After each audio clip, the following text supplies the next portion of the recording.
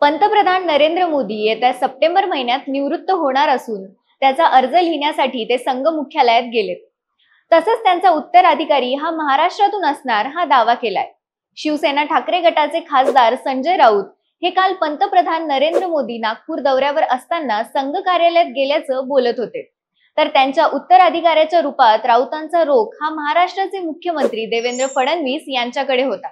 आता फडणवीस यावर बोलताना 2029 पर्यंत मोदीच पंतप्रधान राहतील असं म्हटलंय खरं, पण कुठेतरी अशी भावना तयार झालीये की देवेंद्र फडणवीस हे येत्या काळात पंतप्रधानपदी विराजमान होऊ शकतात.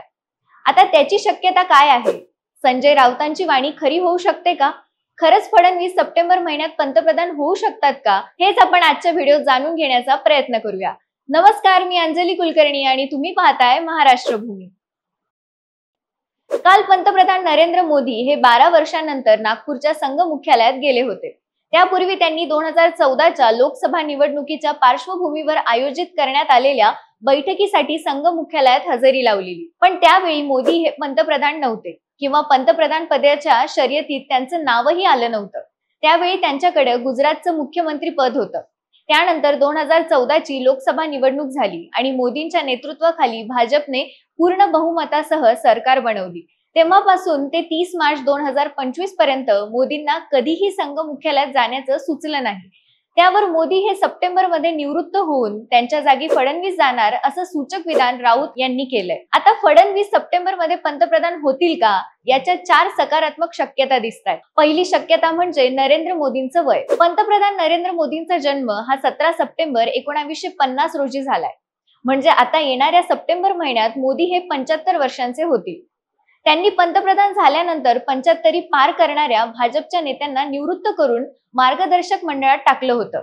मग यामध्ये लालकृष्ण अडवाणी, मुरली मनोहर जोशी अशा नेत्यांची नावे होती आणि मोदींच्या या निर्णयाला संघाने देखील पाठिंबा दिला होता. आता तो नियम मोदींच्या बाबतीत देखील लागू होताना दिसतोय.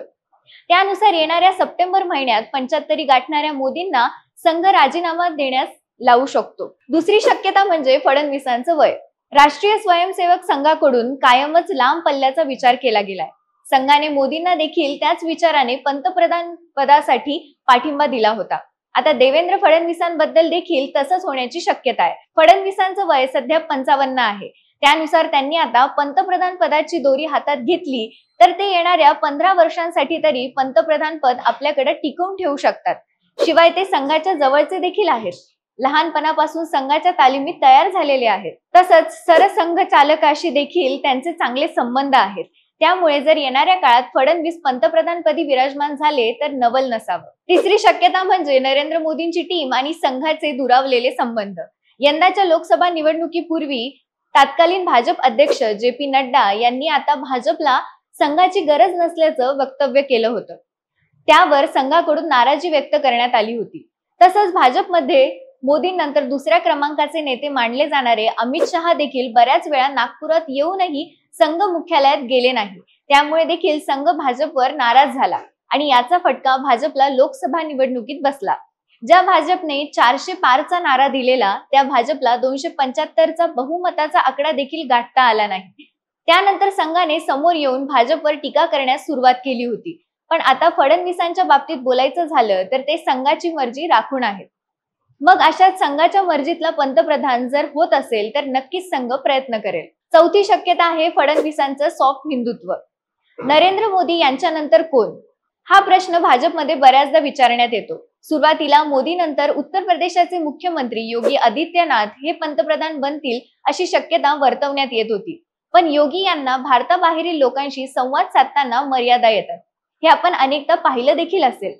तसाच त्यांचा हार्ड हिंदुत्ववादी चेहरा हा देशाबाहेर चालणार नाही.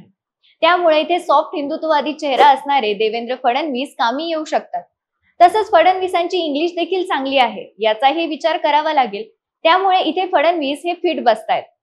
आता या 4ही गोष्टींचा विचार केला तर नक्कीच संघ हा येणाऱ्या काळात फडणवीसांना पंतप्रधान करू शकतोय. आता यावर तुम्हाला काय वाटतं? तुमची प्रतिक्रिया आम्हाला कमेंट्सच्या माध्यमातून नक्की कळवा. धन्यवाद.